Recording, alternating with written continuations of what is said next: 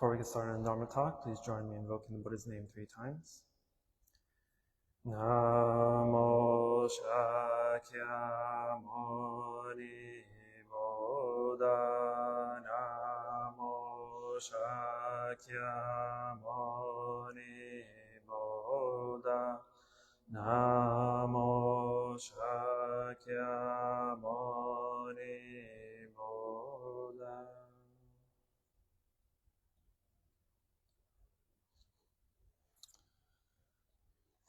Good afternoon, Venerable Abbot and Sangha.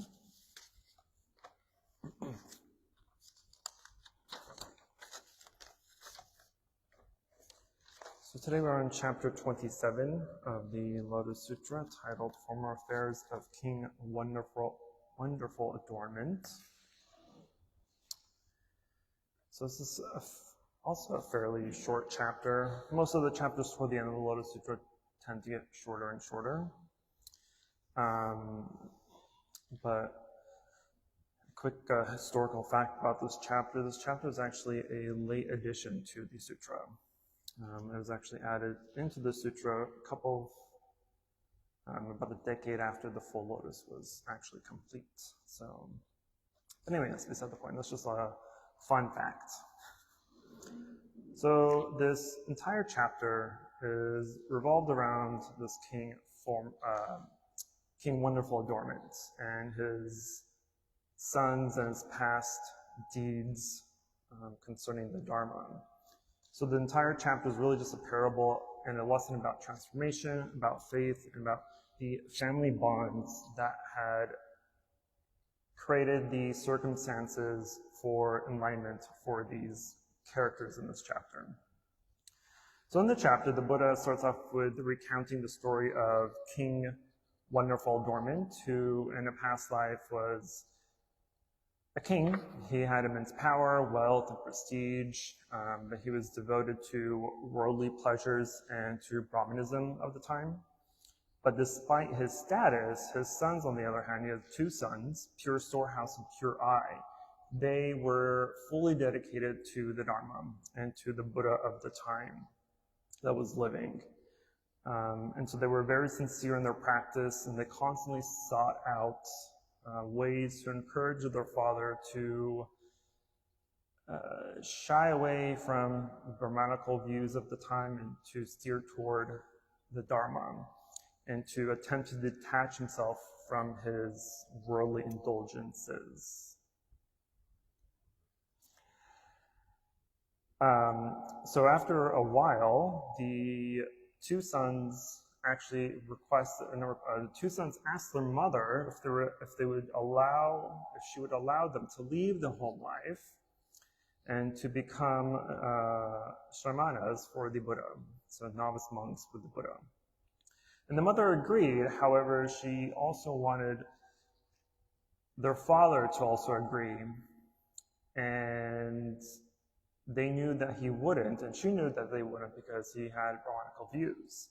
And so he wanted his sons to kind of pretty much carry on the path of being kings themselves and taking over the kingdom and whatnot. And so their mother asked them, since at the time they were already pretty highly attained bodhisattvas and had some spiritual powers at the time, she asked them to utilize those powers in order to convince their father, which ironically later became a rule to not do. But at the time, it was kind of a necessary evil, I guess we would say.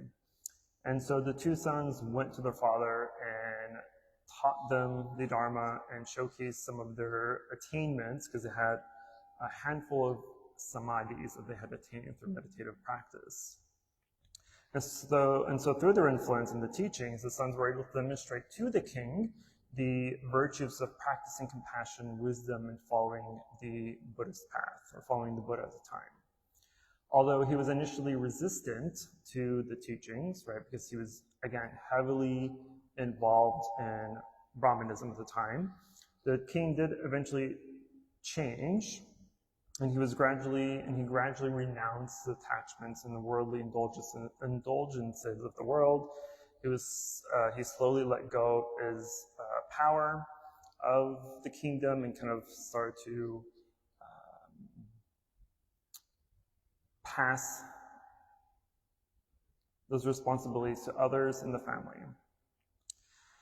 And he was able to actually fully see the value of the spiritual path at the time and spiritual practice. So his transformation was so profound that he eventually just up and left the kingdom, right? Because again, he started out by just slowly distancing himself from the kingdom and from all the responsibilities of the king until he got so engrossed within the Dharma that he knew that this was the path. He knew that this was the correct way of life. And so he let go of his kingdom, gave up all his responsibilities, and eventually started to make vows to follow the Bodhisattva path. So in the story, toward the end of the story, when the Buddha was recounting King Wonderful Dormant, he was asking the assembly at the time, you know, is this king someone unknown to you? And then the Buddha continued to say, he is actually among us in this assembly. And so in the chapter, the Bodhisattva flower virtue is actually that king in a past life. And he is now one of the Bodhisattvas in the assembly, listening to the Lotus Sutra being transmitted by the Buddha. And then his two sons were Bodhisattvas Medicine King and Medicine Superior that are in this chapter. And even his wife, the mother of the two kids, who was named past life, her name is Pure Virtue. She's the Bodhisattva marks of adornment in this chapter. So the entire chapter kind of just showcases the power of influence, the power of being able to teach such a profound teaching that it converts your entire family. So now your whole family are all Bodhisattvas. And this is essentially, this kind of goes along with how our practice naturally should be, right? And so when we are, let's take metta meditation, for instance, meditation loving kindness, right? There's a specific formula, a specific way of the flow of how this meditation works, or how the mantras work for metta meditation, where you always start with yourself first, right? So the metta meditation is a few different lines you can say. But generally speaking, it's something like, may I be happy, may my mind be at ease, may I find freedom, may I be healthy, etc., etc., right? These kind of motivational encouragements. And you always start with yourself first, and then you gradually move on to your loved ones, your family, your parents, your kids, and then move on to friends, close friends and relatives. You move on to acquaintances, to your neighbors, the mailman even. You move on to those that you may dislike or may dislike you. And then finally, you share that metta with all sentient beings. And so if we follow that kind of same formula, it makes sense how these bodhisattvas, these two sons, were able to start with their immediate family first, right? Because they had already worked on themselves. They had already attained pretty high levels of attainment. And they had they were essentially bodhisattvas. And so for them, the next logical group to help were their parents. And so they did that. So both of the parents also lived a home life and became monks and nuns in the Sangha. And they all attained bodhisattvahood. And so now from life after life, they've made vows to continue to spread the Lotus Sutra teachings and to spread the Dharma. And so this entire kind of moral of the story of this chapter is about, really just underscores the transformative power of the Dharma, and how the Bodhisattvas practice, how the Bodhisattvas' compassionate roles in this chapter really helps guide everyone through the path. So through this parable in the sutra, it encourages all practitioners to develop patience, compassion, and wisdom, because these are really the qualities that drive us toward enlightenment and to help all sentient beings also attain enlightenment. And this includes those that are initially distant or hesitant or kind of standoffish about spiritual practice in the first place. And so we will always encounter people in our lives that, because if you are, I'm just going to use a general term here as that we're all Buddhist, okay? If you're not, just pretend you are for this session. When we say, part of the Bodhisattva's role, part of the Bodhisattva's path is to encourage and to help transform and kind of spread and help all sentient beings via the Dharma practice. This doesn't necessarily mean we have to go out and convert people, right? This isn't the Bodhisattva path. It's not about conversion, right? Now, in the chapter, there are a lot of mentions where the Buddha converted the assembly. But in this case, it's directly meaning those that have not yet become bodhisattvas, whether we're arhats, right, fully enlightened beings. When the Buddha mentions that he's converted the assembly, he just means that those who have not yet attained bodhisattvahood or Buddhahood were converted to bodhisattvahood. So they were already enlightened, were on the way to enlightenment, whether they're arhats, whether they're voice hearers, whether they're monastics. The conversion the Buddha is referencing in the sutra just means that he's converted these unenlightened beings to the path of enlightenment as a bodhisattva. Us, on the other hand, may or may not have such privilege of being able to convert people. Right? The best we can do, and the best that we should do, is, me personally, I don't believe in,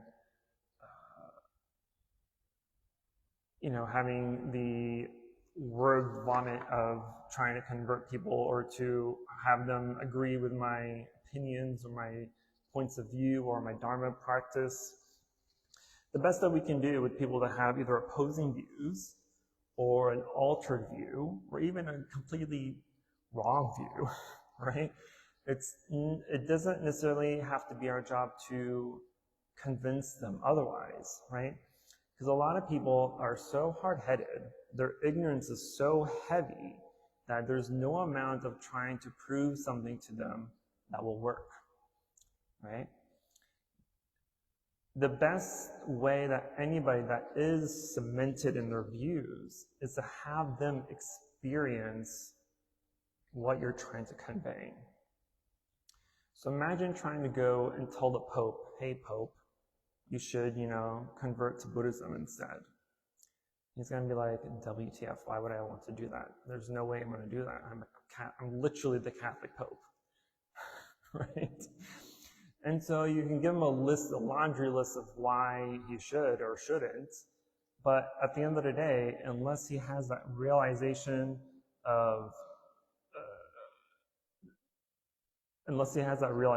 to convert or go to the other side, right?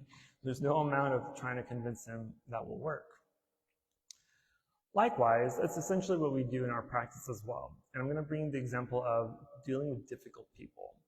Because whether you go to work or go to school or just do nothing in life, we will always all end up at one point or another dealing with someone that is difficult, right?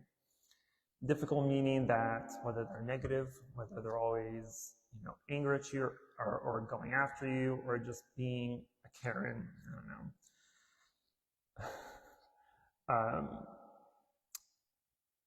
The best way that we deal with those types of people is through patience and compassion. That's it. That's the antidote. Because if someone's yelling at you, we have to really be mindful of why people react and act the way that they do, right? So if someone just comes up to you, starts yelling and starts arguing with you, it's not just happening out of the blue for no reason, right? They didn't just wake up one day and decide, I'm going to go be angry, I'm going to go start yelling at people for no reason, right? If that's their motive, that's their vendetta, then they probably belong in the loony bin. But otherwise, if you're dealing with difficult people, when someone's yelling at you, be mindful of, one, why are they yelling at you, right? We may not always have that answer. So the why may not be necessary. But if it's something that's obvious, maybe they thought you made a mistake, maybe they thought you ate their lunch at work or something, I don't know. But we also have to know, what are they trying to convey, right? Because a lot of times when people are yelling at us and arguing with us, we're not really listening to them deeply. What we are doing, we hear the noise in our mind, but our mind is also trying to put together what to come back with, what to retaliate. How are we going to argue back with this person, right? It's not really compassionate listening. It's not really being patient with this person.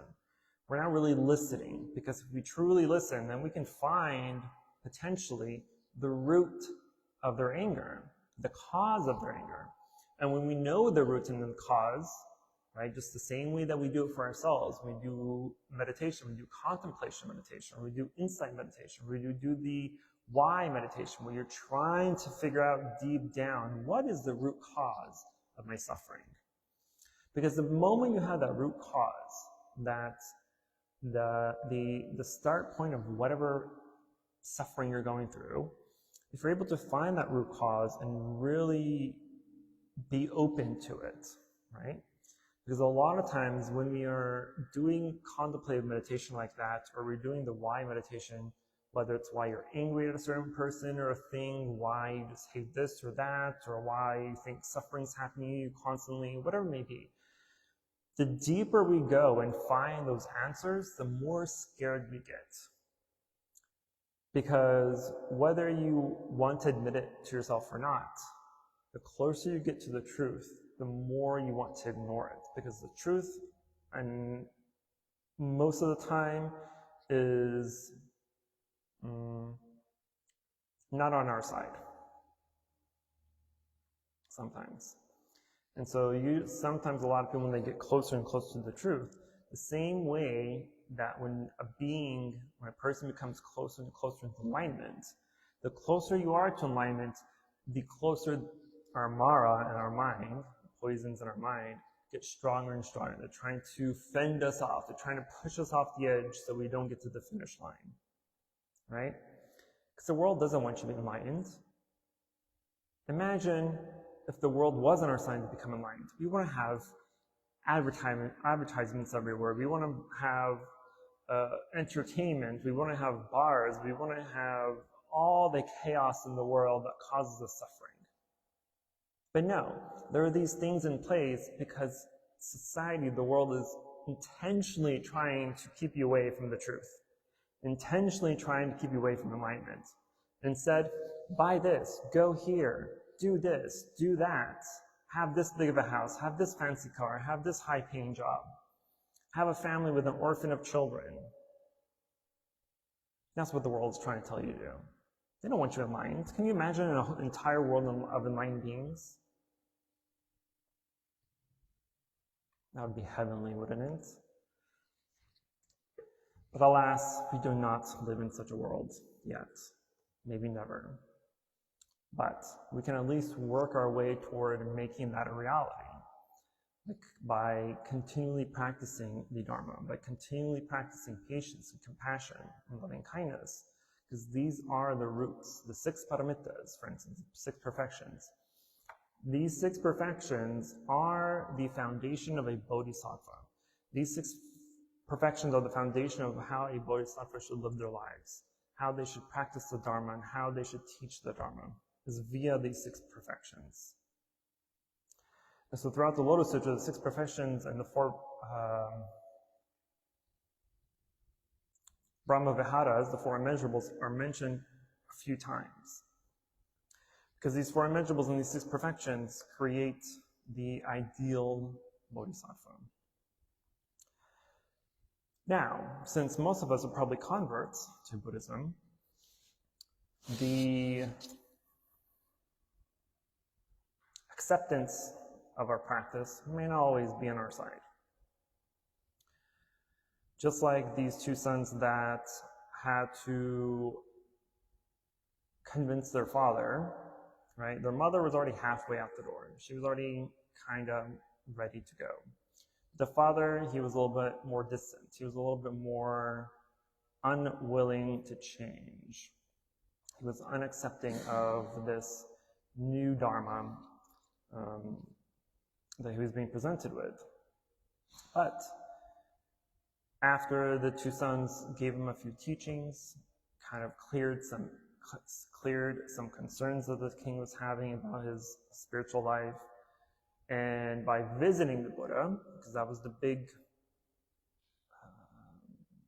turning point for the king, was when these two sons took their father and mother to the Buddha, and the Buddha was teaching.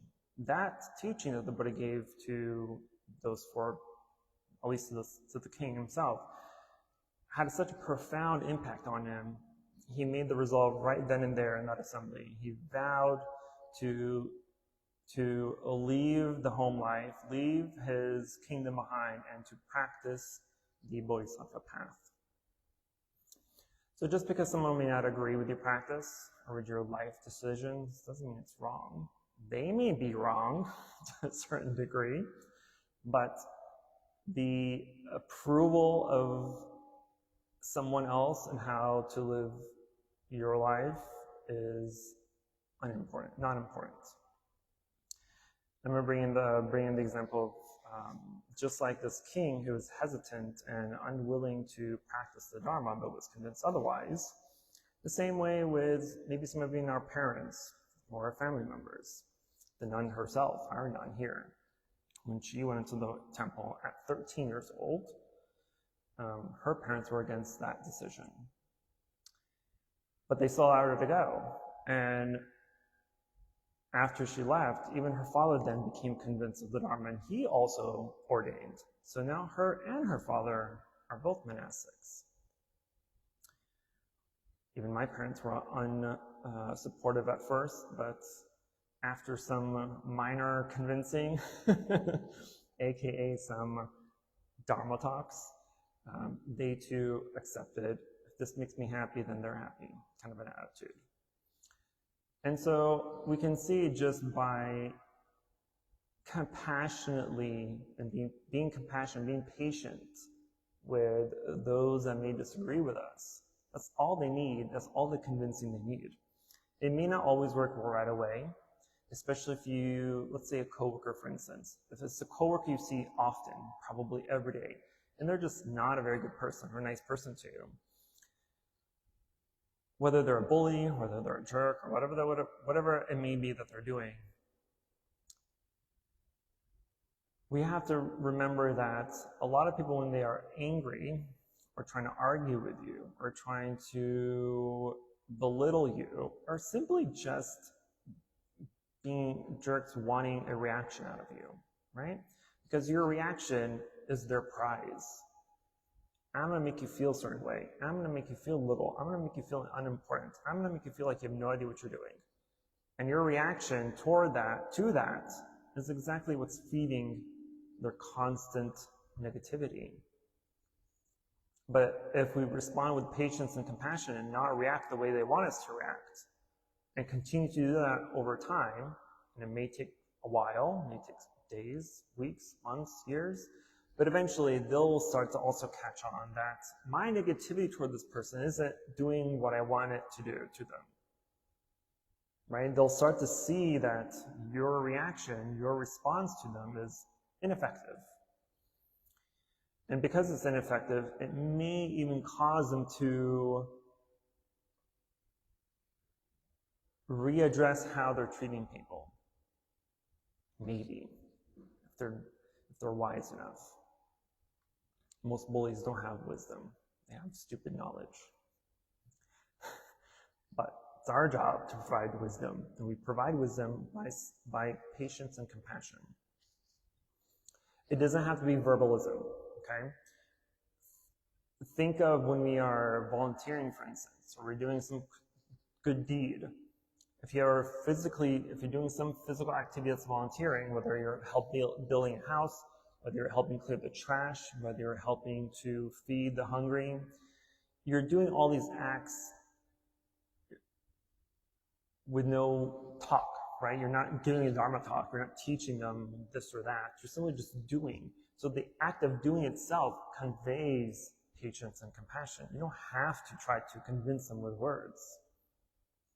Likewise, we should react to those that are negative or angry or dishonest with us in the same way. Don't worry about trying to convince them that their views are wrong, that they don't have the whole story. They don't care about that. They're just going to ignore you. But instead, if we respond with patience and compassion and understanding and try to understand where they're coming from, what they're doing, then it'll be easier for us to try to assuage that negative situation. Moral of the story. Where's my clock? Moral of the story is to continue living the Bodhisattva path, to continue practicing the 6 perfections, to continue trying to support those that may disagree with you, that might try to bring you down, that might try to harm you, whether it's physically, verbally, emotionally, spiritually.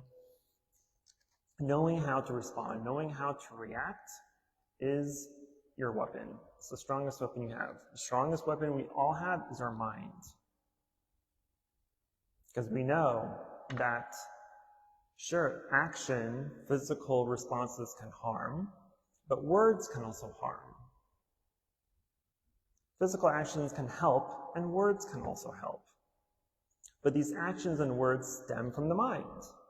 So if your thinking is wrong, if your thinking is negative, your speech and your actions are going to be negative. If your thinking is correct and it's right, and it's compassionate, then your speech and actions will also be right and compassionate. But that requires mindfulness. That requires awareness of how the mind is working, how the mind is thinking. Without that awareness, then you're just a robot, going on to life, just hating and loving all you want. I'll stop there. Questions, concerns, emotional outbursts? Yes, sir. What are Brahmic views? Sorry? What are Brahmic views? You said the king was self-indulgent in the Brahmic views. The Brahmin religion is what I was meaning. So he followed the Brahmin religion at the time. So then what was he following? I don't know what Brahmin. You can ask Joseph. He's the Hindu here.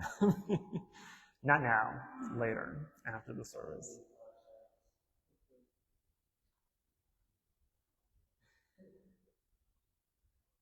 Yes. I think it was interesting to think about the fact that parents were brought to the Dharma by the children. Normally we think about, it's all this worldly knowledge is passed from father down to children. And it just shows that it's all over that.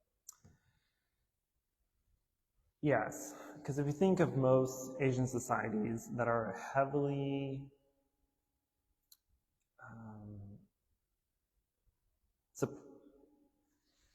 involved in filial piety, right? So it's the job of the children to take care of the parents as they age.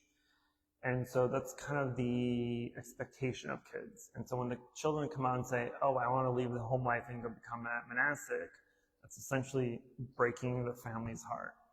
But at the same time, a child that does leave the family to go into the Dharma is also considered the highest form of filial piety. I think when we're doing the Ulambana ceremony, for instance, there are kind of 2 or 3 levels of how that works, right? It's virtuous for somebody to bring their parents to the temple, right? Because then the parents can also partake in the prayers and the chanting and accumulate merits and karma. And so that becomes a high form of virtue. But a child that becomes a monk or a nun and then also brings her parents to the temple is called the superior virtuous one, a superior virtuous one. Because you can, as a non-monastic, You can go to your parents and teach them the Dharma from what you know. But for most lay people, their understanding and insight into the Dharma may not be as deep as those that are monastic. So they are dedicating their entire life to study and practice, right? So there's a deeper knowledge for the most part, or deeper understanding and wisdom for the most part. And so when a monastic son or daughter is able to teach that to their parents and then potentially even bring them to the temple, that son or daughter is called the superior virtuous one.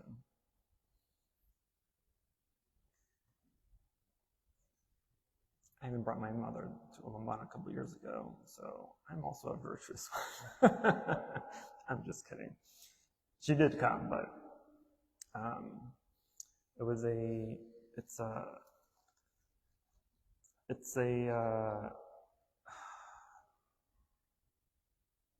that's the world we live in, really, that has those kind of, oh, you need, there's what's it called? There's like a roadmap for how people should live, right? You're born, you go to school, you go to college, you get a degree, you have a good job, you get married, you have kids, you get old, and the parents get old, but you take care of the parents, and the parents or pass away, you take care of their problems, and the whole cycle just repeats, right? And so there's no end to that cycle. And that cycle may not exactly be a bad thing, right? If you're doing it virtuously, if you're doing it wholeheartedly, right? If you're practicing the 5 precepts, and then having a family and raising kids in those 5 precepts as well, then you're still doing a pretty virtuous thing. But if you become a monastic and try to end that cycle, that's even more virtuous. Yes. To add, since he had Brahmin views, probably adhered to the Varna system, which is the Varna system is not really quite like the love caste system that seems very later. Varna system is more you're adhering to certain type of duties that you are either wanting to or whatever your kind of duties, whatever. So the father probably held true to his duties, which probably made him rigid and not able to accept other paths. You know what I mean?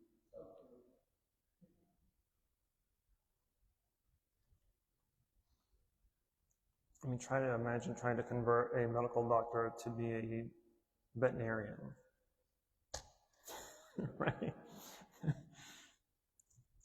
It's like, well, the lives of animals are more important than the lives of humans. No, the lives of humans are more important than the lives of animals. You just go back and forth, without true passion for something, it's going to be very difficult to do anything in life. And so if you have a passion to live a materialistic life to a degree and have a family and kids and do that, then do that, as long as you're doing it in a correct way. If not, don't torture the world with more torture. Any other questions, concerns?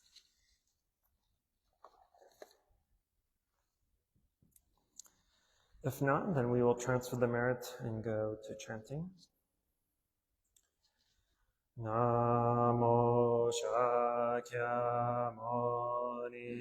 Buddha, Namo Shakyamuni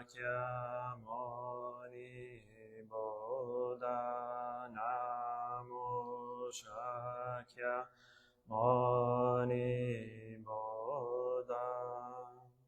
For any positive karmic action we've accumulated here today, we wish to transfer the merit to all sentient beings and wish them full enlightenment.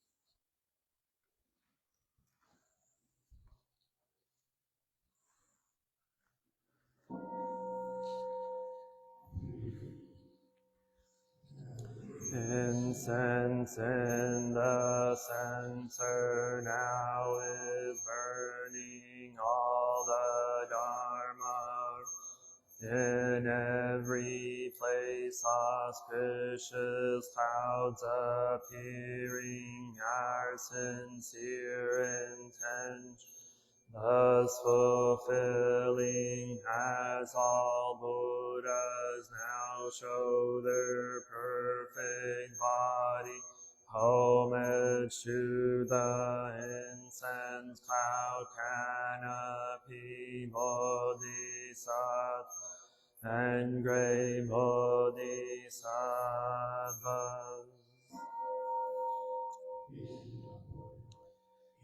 Gratitude we offer this incense to all Buddhas and Bodhisattvas throughout space, and may it be fragrant as earth herself, reflecting our careful effort, our wholehearted mindfulness, and the fruit of understanding slowly ripen.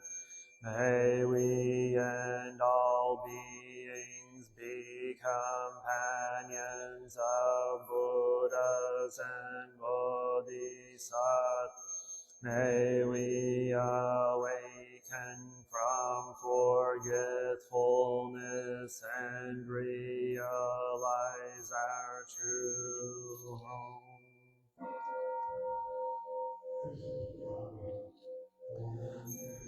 To the eternally abiding Buddhas, the supreme Dharma, and sagely Sangha throughout the Dharma realm and the realm of empty, and 3 periods of time.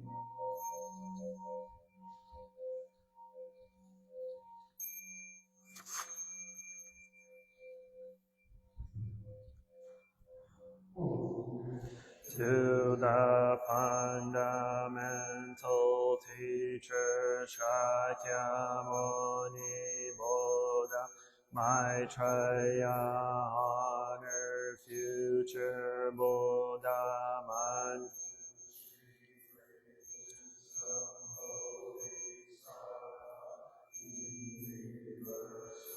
Great conduct Bodhisattva, Bodhisattvas and the glorious mountain assembly of Buddhas and Bodhisattvas.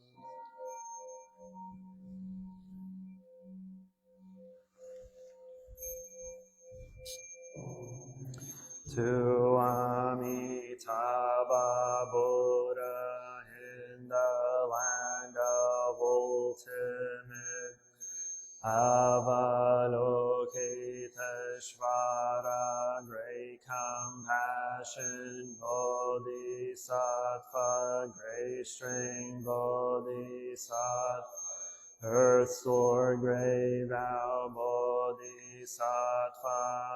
and the assembly of great pure sea-like Bodhisattvas.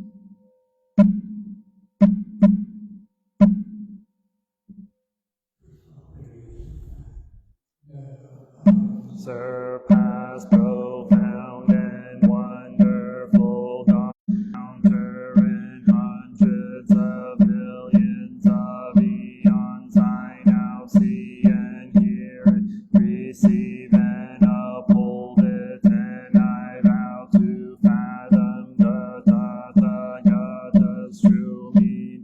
Namo Shakyamuni Buddha, Namo Shakyamuni Buddha, Namo Muni Buddha.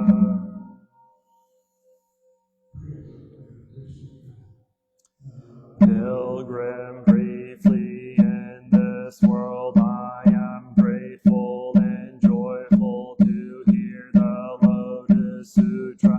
How hard to be born a human again, but I might. This sutra, the Buddha moon is hidden, the son of Maitreya not yet arisen, and the long night's darkness in between. Only the Lotus Sutra sheds its the wonderful of the Lotus Sutra. Whoever copies it, reads it, lives it, they say will be called preacher of fivefold Dharma, with his 6 roots cleansed in the empty. Who chants the Lotus Sutra is guarded by a heavenly host. He wanders the world without fear like a lion. Namo Sadharma Pundarika Sutra, Namo Sadharma Pundarika Sutra, Namo Sadharma Pundarika Sutra. Let's go to page 6. Lotus Assembly of Buddhas and Bodhisattvas, Namo Lotus Assembly, Buddhas and Bodhisattvas, Namo Lotus Assembly of Buddhas and Bodhisattvas. Of the Lotus of the Wonderful Law, Chapter 1, Introduction. This is what I one time the Buddha was in Rajagriha, staying on Mount Pitakutaha. Company were a multitude of leading monks, numbering 12,000 persons. All were arhats who had come to an end, who had no desires, who had attained what was their to advantage, and had put an end to the bonds of existence, and whose minds had achieved a state of freedom. At the time the Buddha sat in lotus position and entered samadhi, his body and mind never moving. The heavens rained down mandarava flowers, gray mandarava flowers, manjushaka flowers, and gray manjushaka flowers, scattering them over the Buddha, over the great assembly, and everywhere the Buddha world quaked and trembled in 6 different ways. At the time, monks, sons, laymen, lay women, devas, nagas, yakshas, gandharvas, asuras, garudas, kimnaras, mahoragas, human beings in the assembly, as well as the petty kings and wheel churning sage kings, all those in the great assembly, having gained what they had never had before, were filled with joy and with their palms pressed together, gaze at the Buddha with a single mind. And the Buddha emitted a ray of light from the tuft of white hair between his eyes. It illuminated all the 18,000 worlds in the eastern directions, down as far as Avicii, hell, and upward to the Ashankita heaven. From this world one could see the living being in the 6 paths of existence, and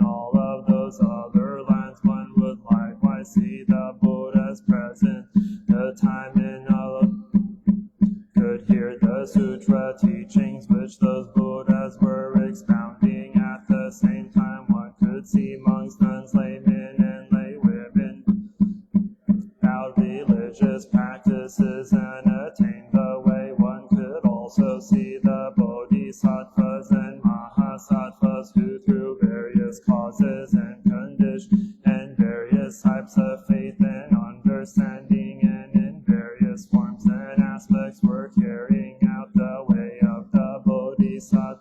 And one could also see the Buddhas who had entered parinirvana, and could also see how after the Buddha had entered nirvana, towers adorned with the 7 treasures were erected for the Buddha's relics. At the time Bodhisattva Maitreya had this law, now the world honored one has manifested these miraculous signs, but what is the cause of these auspicious signs? Now the Buddha, the world honored one, has entered into samadhi, an unfathomable even such as this is seldom to be met.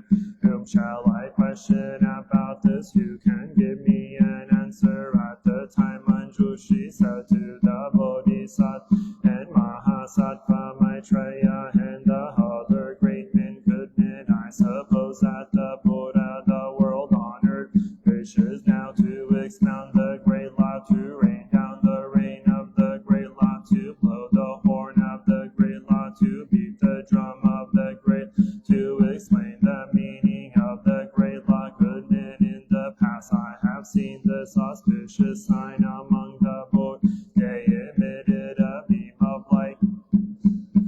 They expounded the great law, therefore we should know that now Buddha manifests this light. He will do likewise. He wishes to cause all living beings to hear and understand all which is difficult for all the world to believe. Therefore he has manifested this auspicious sign. Good men, once at a time, measurable, boundless, inconceivable number of Asamkhya kalpas. In the past there was a Buddha named Sun Moon Bright, thus come one worthy of offerings of right in universal knowledge, perfect clarity and conduct, well done understanding, unexcelled worthy trainer of people, teacher of heavenly and human beings, Buddha, world honored one who expounded the correct law. His exposition was good at the beginning, good in the middle,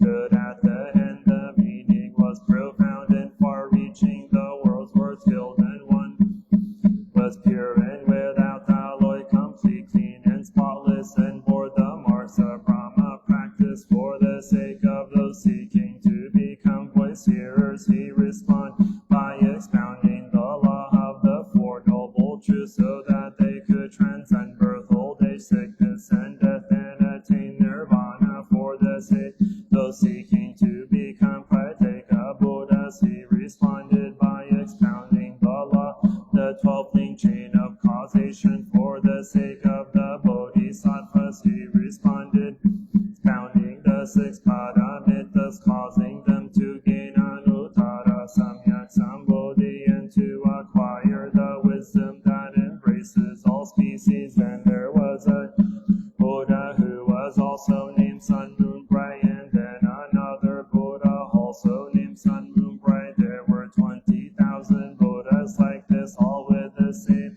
relation, all named Sun Moon Bright, and all had the same surname, the surname Davaja Maitreya. You should know the first Buddha to the last, all had the same appellation, all were named Sun Moon Bright. They were worthy of all the epithets and were at the beginning, in the middle, and at the end. The last Buddha, when he had not yet three sons, the first having intention, the second good intention, the third immeasurable intention, the fourth jeweled intention, the fifth increased intention, sixth lens of doubt intention, the seventh echoing intention, and the eighth law intention. Dignity and virtue came as easily to them, and each presided over 4-continent realm. When these princes heard that their father had led family life and had gained Anuttara Samyak Sambodhi, all cast aside their princely positions and followed him by leaving family life, conceiving a desire for the great vehicle. They constantly and all became teachers of the law. They had already planted good roots in the company.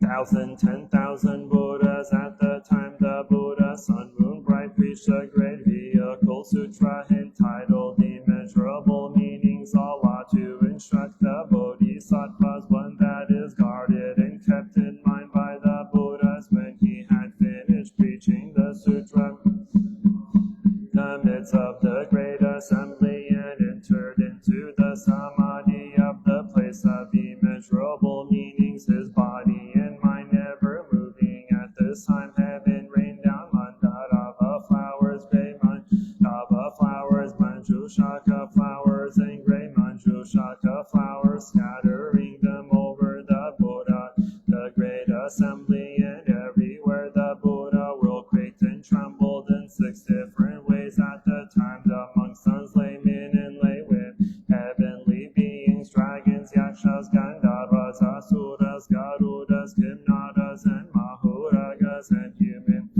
human beings in the assembly, as well as the petty kings, the wheel-churning sage kings, all those in this great assembly gained what they had never had before, and filled with joy pressed their palms together and gazed at the Buddha with a single mind. At the time the thus come one vivid array of light from the tuft of white hair between his eyebrows, one of his characteristic features, lighting up 18,000 Buddha lands in eastern direction. There was no place that the light did not penetrate, just as you have seen it light up these Buddha lands now, my Shrey.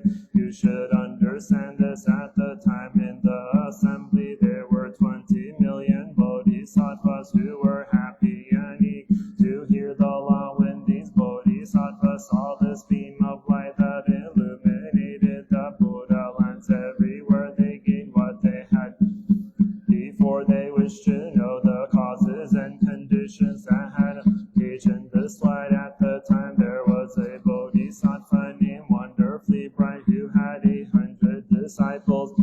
Time the Buddha, sun, moon, bright, arose from his samadhi, and because of the Bodhisattva Wonderfully Bright preached a great vehicle sutra called the Lotus of the Wonderful Law, a law to instruct the Bodhisattvas, is guarded and kept in mind by the Buddhas. For 60 small kalpas the Buddha remained in his seat without rising, and the listeners in the assembly remained seated for the kalpas, their bodies and minds never moving, and yet it seemed to them that they had been listening to the Buddha preach for no more than the space of a meal. At this time assembly there was not a single person who in body or mind had the least feeling of weariness. When the Buddha, sun, moon, bright, finished preaching the sutra over a period of 60 small kalpas, he spoke these words to the Brahmins, devils, shamanas, and Brahmins, as the heavenly and human beings and asuras in the assembly, saying, tonight at midnight the thus come one will enter pati nirvana, the nirvana of no remainder. At this time there was a Bodhisattva named Virtue Storehouse. The Buddha, sun, moon, bright, bestowed a prophecy announcing to the monks, this Bodhisattva Virtue Storehouse will be the next to become a Buddha. He will call Badi Tathagata Arhat Samyak Sambuddha. After the Buddha had finished bestowing this prophecy, at midnight he entered the nirvana of no remainder. After the Buddha had passed away, Bodhisattva Wonderfully Bright upheld the sutra of the Lotus Wonderful Law for a period of fully 80 small kalpas, expounding it for others, the 8 sons of the Buddha, sun, moon, bright, wonderfully bright as their teacher, wonderfully bright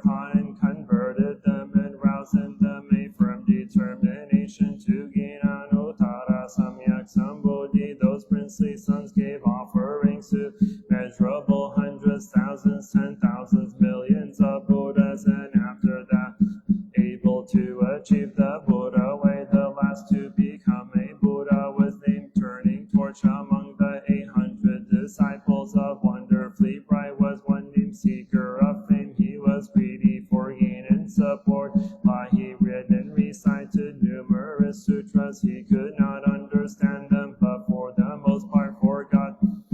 Was called Seeker of Fame because this man had in addition planted various good roots. However, he was able to encounter immeasurable hundreds, thousands, and thousands, billions of Buddhas who make offerings to them, revere, honor, and praise them. I try. You should understand this Bodhisattva, wonderfully bright, who had lived and could.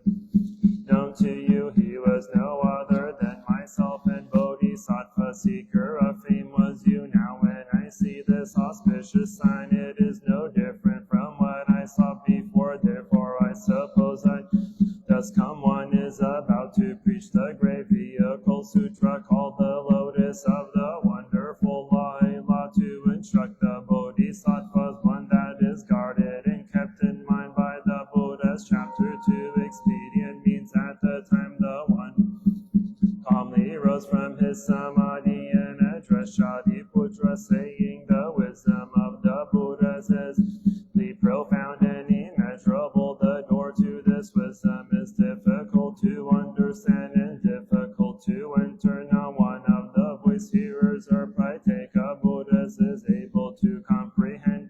What is the reason for this? A Buddha has attended 100, 1,000, 10,000, a million, a countless number of bodhisattvas, and has fully carried out an immeasurable number of religious practices. He has exerted himself bravely and rigorously, and his name is universally known. He has realized the law, profound and never known before, and preaches it in accordance with what is appropriate, yet his intention is difficult to understand. Shariputra, ever since I attained Buddhahood, I have through various causes and various similes widely expounded my teachings, and have used countless expedient means to give them to renounce attachments. Why is this? Because the thus come one is fully possessed by both expedient means and the paramita of wisdom. Shariputra,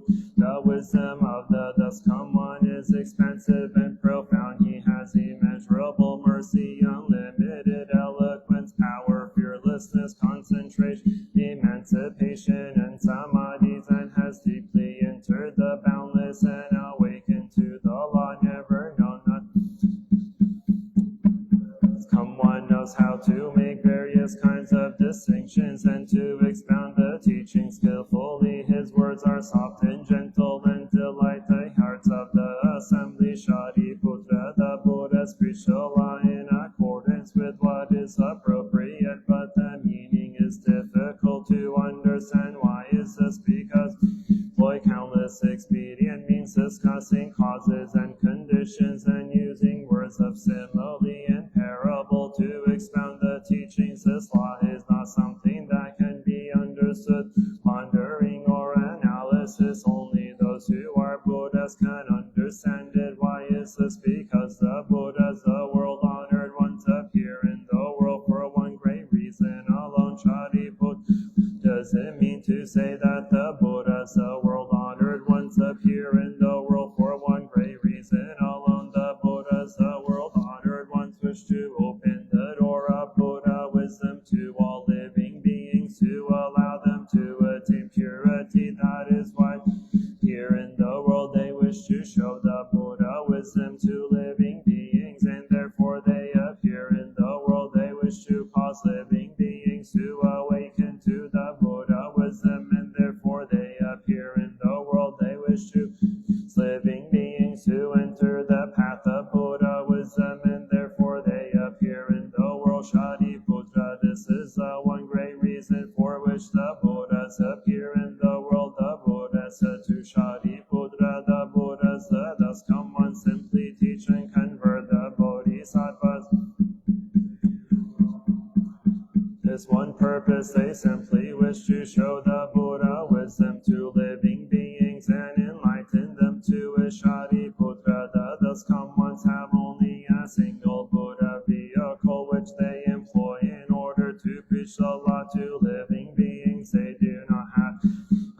vehicle, a second one or a third one. Shariputra, the law preached by all the Buddhas of the 10 directions is the same as the Shariputra. The Buddhas of the past use countless numbers of expedient means, various causes, additions, and words of simile and parable in order to expound the doctrines of the sake for living beings. These doctrines are all for the sake of the one Buddha vehicle. These living beings, all the doctrines of the Buddhas are eventually able to attain wisdom, embracing all species. Shariputra, when the Buddhas of the future make their appearance in the world, they too will use countless numbers, expedient means, various causes and conditions, and words of simile and parable in order to expound the doctrines for the sake of living beings. These doctrines will all be for the sake of the one Buddha vehicle, and these living beings, by listening doctrines of the Buddhas, will all eventually be able to attain wisdom, embracing all species. Shariputra, the Buddhas, the world honored ones who exist at present in the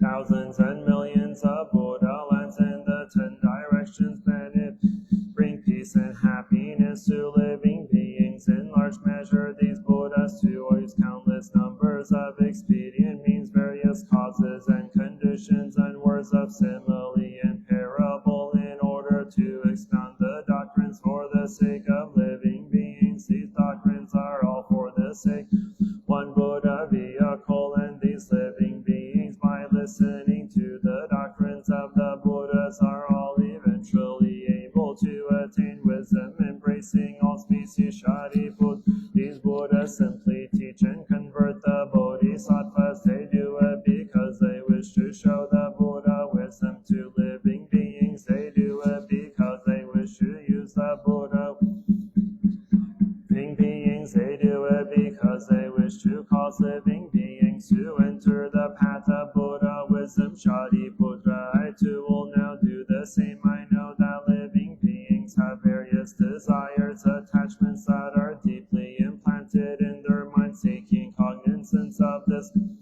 nature of theirs, I will therefore use various causes and conditions, words and simile and parable, and the power of expedient means, and expound the law for them. Shariputra, I do this so that all of them may attain the one Buddha vehicle and wisdom, embracing all species. Shariputra, when the age is impure and the times are chaotic, and the defilements of living beings are grave, and they put down the roots that are not good. Because of this, the Buddhas, utilizing the power of expedient means, apply distinctions to the one Buddha vehicle and preach as though it were three. Shariputra, if any of my disciples should claim to be an arhat or a prateka Buddha, and yet does not heed or understand that thus come one, simply teach and convert the Bodhisattvas, and he is no disciple of mine. He is no arhat or prateka Buddha. Again, Shariputra,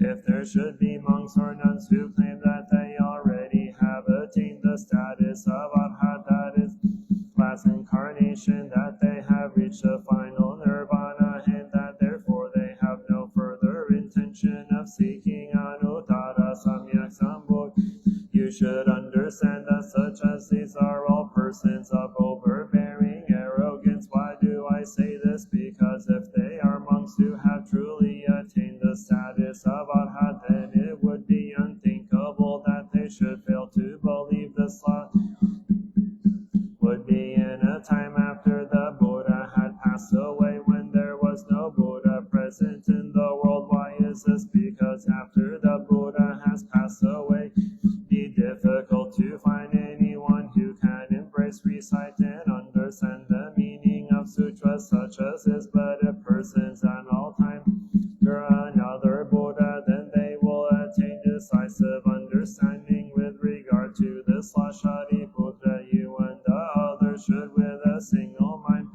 then accept the words of the Buddha. The words of the Buddhas, the thus come ones, are not empty or false. There is no other vehicle, there is only the Venerable Shariputra, fully for the law which the Buddhas have attained through the power of countless expedient means. They preach for the benefit of living beings the thoughts that are in the minds of living beings, the different types of paths they follow, their various desires and natures, the good deeds they have done in previous existences. All these the Buddha is aware of, and then he employs causes, similes, and parables, words that embody the power of sin means in order to gladden and please them all. Sometimes he preaches sutras, verses, stories of the previous lives of disciples, stories of the previous lives of the Buddha, unheard of things. At other times he preaches regarding causes and conditions, using similes and the poetry or discourses for those of dull capacities who delight in a little law, who greedily cling to birth and death, who innumerable Buddhas fail to practice the profound and wonderful way, but are perplexed and confused by a host of troubles. For these I preach nirvana, devise these expedient means, and so cause them to enter into the Buddha wisdom. Up to now I have never told you that you were certain to attain the Buddha way. The reason for preached it in that manner was at the time to preach every time when I must decisively preach the great vehicle. I use these 9 devices, adapting them to the living beings. When I preach my basic aim being to lead them into the great, preach the sutra, chapter 3, simile and parable. At the time the Buddha said to Shariputra, did I not tell you earlier that when the Buddha's world honored one side various causes and conditions, and use similes, parables, other expressions, employing expedient means to preach the law? It is all for the sake of converting the bodhisattvas. Moreover, Shariputra, I too will now make use of similes and parables to further clarify this doctrine. For through similes and parables our wise can obtain understanding. Suppose there was a rich man who had one house. His house was very old and decayed and decrepit as well. The halls lofty were in dangerous condition. The base pillars had rotten beams and rafters were slanting, and askew foundations and steps were crumbling. The roof thatch was in despair. Persons lived in the house, kites, owls, hawks, eagles, crows, magpies, doves, pigs, lizards, snakes, vipers, scorpions, centipedes, and millipedes, newts and ground beetles, weasels, raccoon, dogs, mice, rats, hordes of evil creatures scurried this way in that place. A stink of excrement overflowed in streams of filth, and were dung beetles and other creatures gathered. Foxes, wolves, and jackals gnawed and trampled in the field, or tore apart dead bodies, scattering bones and flesh. Because of this, packs of dogs came racing to the spot to snatch and tear, driven by hunger and fear, searching everywhere for food, fighting, struggling, seizing, bearing their teeth, howling in every part of it. There were goblins and trolls, yakshas, and evil spirits who fed on human flesh or on poisonous bandana. Demons crouch in clumps of earth or leave 1 or 2 feet off the ground, idling, wandering here and there, amusing themselves according to their whim. Again, there were demons with large bodies, naked in form, black and emaciated, constantly living there, who would cry out in loud, ugly voices, shouting, and other demons who with heads like the head of an ox, some feeding on human flesh, others devouring dogs. Such were the perils of this house, threats and terrors beyond measure. Household and rotting belonged to a certain man, and that man had been out for long when a fire suddenly broke out in the house. In one moment all 4 sides of flame rose up in a mass, with poles, beams, rafters, pillars exploded with a rope, quivering, splitting, broke into and came tumbling down, and walls and partitions collapsed. The various demons and spirits lifted their voices, great wailed the hawks, eagles, and other birds of Kumbhana. Demons were filled with panic and terror, not knowing how to escape. At the time the owner of the house was standing outside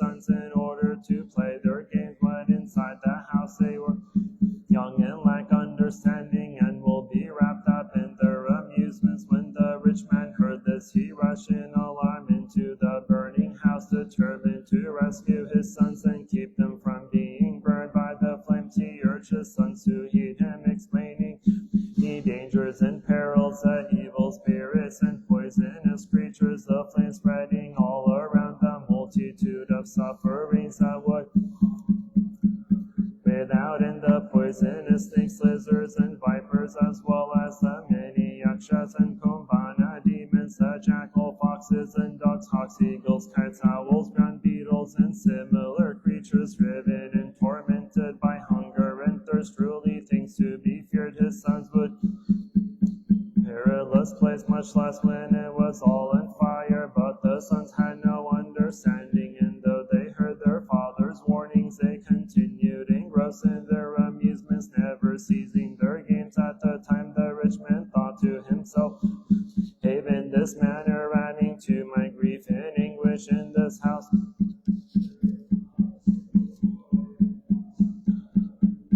Refuse to heed my instructions and will be destroyed by the fire." Then it occurred to him to devise some expedient means, and I have many kinds of rare and marvelous toys, wonderful jeweled carriages, ghost carts, big oxen. They are outside the gate right now. You must come out and see them. I have fashioned these carts explicitly for you. You may enjoy whichever you choose. Play with them as you like. When the sons heard this description of the carts, at once they competed with one another, dashing out of the house till they reached the open ground, away from all peril and danger. When the rich man saw that his sons had escaped from the burning house and were standing crossroads, he seated himself on a lion's seat, congratulating himself in these words, "Now I am content and happy. These sons of mine have been very difficult to raise, ignorant, youthful, without understanding.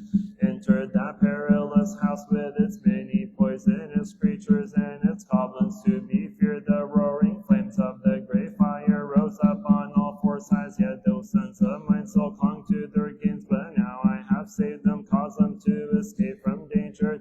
So reason, good people, I am content and happy." At the time the sons, seeing their father comfortably seated, all went to where he was and said to them, "Please give us the 3 kinds of jeweled carriages you promised us earlier.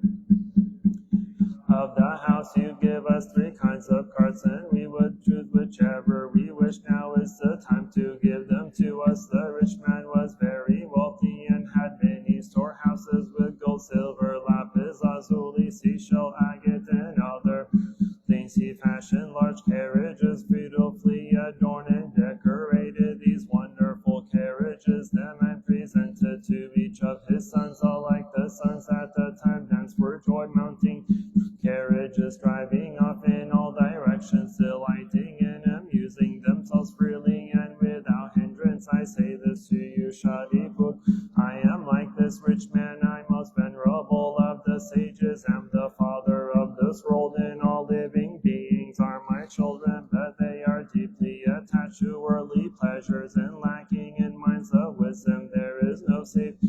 The threefold world, it is like a burning house, replete with a multitude of sufferings, truly to be feared, constantly beset with griefs and pains of birth, old age, sickness, and death, which are like fires raging fearlessly and without ceasing. Has already left the burning house of the threefold world and dwells in tranquil quietude in the safety of forest and plain. But now this threefold world is all my dome. The living beings in it are all my children. Now this place is beset by many pains and trials. I am the only person who can rescue and protect others, but though I teach and instruct them, they do not believe or accept my teachings.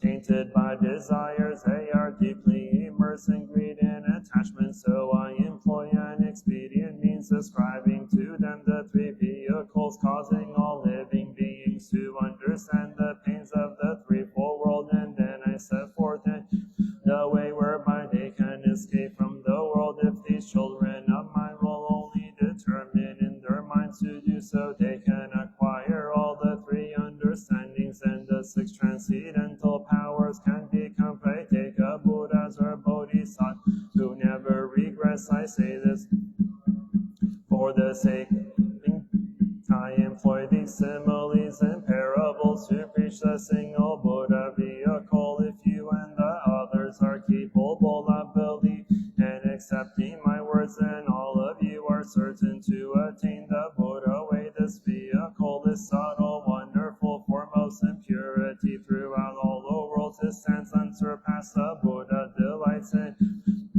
and all living beings should praise it, offer it alms and obeisance. But if the children can obtain this vehicle, it will allow them day and night for unnumbered kalpas to find constant enjoyment, to join the Bodhisattvas and the multitude of voice hearers in mounting this jewel and proceeding directly to the place of practice. I tell you, Shariputra, you and the others are all my children, and I am a father to you. Heated kalpas, you have burned the flames of manifold sufferings, but I will save you all and cause you to escape from the threefold world. Although earlier I told you that you had attained extinction, that was not the birth and death, it was not true extinction. Now what is needed is simply that you acquire Buddha wisdom. If there are bodhisattvas here in this assembly, let them with a single mind listen to the true law of the Buddhas. Buddhas, the world-honored ones, employ expedient means. The living beings converted by them are all bodhisattvas. If there are persons of little wisdom who are deeply attached to love and desire because they are reaches for them the rule of suffering, then the living beings will be glad in mind, having gained what they never had before. If there are living beings who do not understand the root of suffering, who are deeply attached to causes and conditions of suffering, and cannot for a moment put them aside because they are that way, the Buddha uses expedient means to preach the way. As to the double suffering, it has its root in greed and desire. If greed and desire are wiped out, it will have no place to dwell. To wipe out all suffering, this is the third rule. For the sake of this rule of extinction, one practices the way, and when one escapes from the bonds of suffering, this is called attaining emancipation. Person attain emancipation, spit oneself from falsehood and delusion. This alone may be called emancipation. But if a person has not truly been able to emancipate himself from everything, then the Buddha will say he has not achieved true extinction, because such a person has not yet gained the unsurpassed way. My purpose cause him to reach extinction. I am the Dharma King, free to do as I will with the law, to bring peace and safety to living beings. This is the reason I appear in the world. I say to you, Shariputra, this Dharma seal of mine I preach with. You must not recklessly transmit it wherever you happen to wander. If there is someone who hears it, responds with joy, and gratefully accepts it, you should know that stage of non-regression. If there is someone who believes and accepts the law of the sutra, that person has already seen the Buddha of the past, has offered alms to them and listened to this law. If there is someone who can believe what you preach, then that person has seen me and has not. And the other monks and the bodhisattvas, this Lotus Sutra is preached for those with profound wisdom. If persons of shallow understanding hear it, they will be perplexed and fail to comprehend. For this reason, expressly say to you, do not preach the sutra to persons who are without wisdom. But if there are those of keen capacities, wise and understanding of memory, who seek the Buddha way, then to observe, just as it is permissible to teach in Namo Sa Dharma Pundarika Sutra, Namo Sa Dharma Pundarika Sutra, Namo Sa Dharma Pundarika Sutra. Page 171. Heart of the Prajna Paramita, the Bodhisattva Avalokita, while moving in the deep course of Prajna Paramita, shed light on the five skandhas and found them equally empty. After this penetration, he overcame ill being. Listen, Shariputra, form is emptiness, emptiness is form, form is not other than emptiness. This is not other than form. The same is true with feelings, perception, mental formations, and consciousness. Listen, Shariputra, all dharmas are marked with emptiness. They are neither produced nor destroyed, neither defiled nor immaculate, neither increasing. Therefore, in emptiness there is neither form nor feelings, no perceptions nor mental formations or consciousness, no eye or ear or nose or tongue or body or mind, no form, no sound, no smell, no taste, no touch, no object of mind. Sub-elements, no interdependent origins, and no extinction of them, no ill-being, no cause of ill-being, no end of ill-being, and no path, no understanding, no attainment, because there is no attainment. The Bodhisattva's grounded. No obstacles for their minds, having no obstacles, they overcome fear, liberating themselves forever from illusion and realizing perfect nirvana. Buddhas in the past, present, and future arrive at Anuttara Samyak Sambodhi. Therefore, one should know that perfect understanding is the highest mantra, the unequaled mantra, the destroyer of ill-being. Corruptible truth, a mantra, Prajna Paramita, should therefore be proclaimed. Gate, gate, para, samgate, bodhi, swaha, gate, gate, para, samgate, bodhi, swaha, gate, gate, para, samgate, bodhi, swaha. Sentient beings are limitless, I vow to learn. Afflictions are endless, I vow to eradicate them. Teachings are infinite, I vow to learn them. Buddhahood is supreme, I vow to attain. I vow that from now until the end of my life and in all future lives until I attain Anuttara, I will help all sentient beings in all realms of existence and their suffering. Namo, thus come one worthy.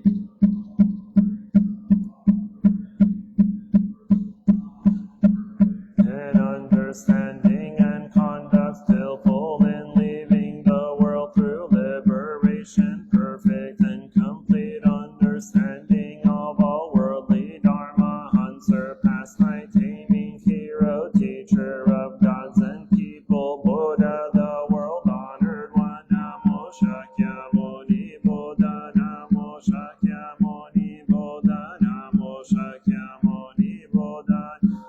Avalokiteshvara Bodhisattva, Namo Avalokiteshvara Bodhisattva, Namo Avalokiteshvara Bodhisattva, Namo Mahasamaprapta Bodhisattva, Namo Mahasamaprapta Bodhisattva, Namo Mahasamaprapta Bodhisattva, Namo Shetigarbha Bodhisattva, Namo Shetigarbha Bodhisattva, Namo Shetigarbha Bodhisattva, Namo Bodhisattva, Namo Manjushri Bodhisattva, Namo Manjushri Bodhisattva, Namo Samantabhadra Bodhisattva, Namo Samantabhadra Bodhisattva, Namo Samantabhadra Bodhisattva, Namo Maitreya Bodhisattva, Namo Maitreya Bodhisattva, Namo Maitreya Bodhisattva, Namo Great Pure Sea like Bodhisattvas, Namo Great Pure Sea like Bodhisattva,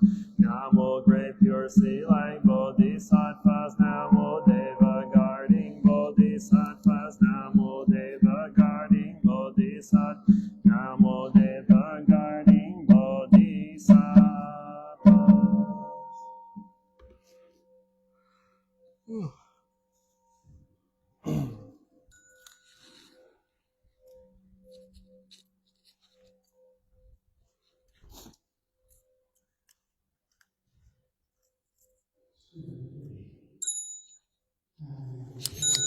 refuge in the Buddha, the one who shows me the way in this.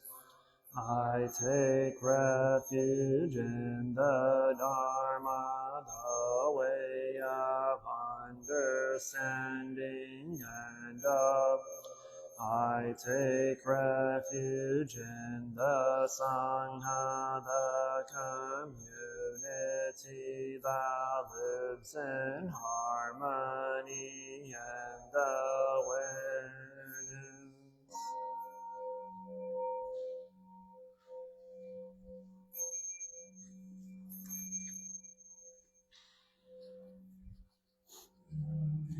In the refuge of Buddha, I clearly see the path of light and beauty in the world, dwelling in the refuge of Dharma.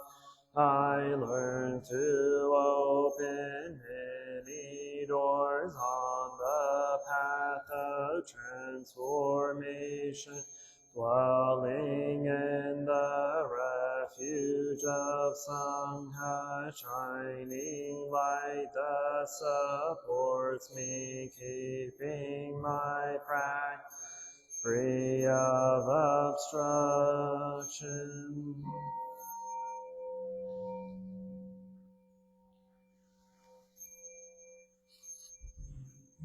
Refuge in the Buddha, in myself I aspire to help all people recognize own awakened nature, realizing the mind of love, taking refuge in the Dharma. In myself I aspire to help all people fully master the ways of practice and walk together on the path of liberation, taking refuge in the Sangha. In myself I aspire to help all people build fourfold communities to embrace all beings and support their transformation.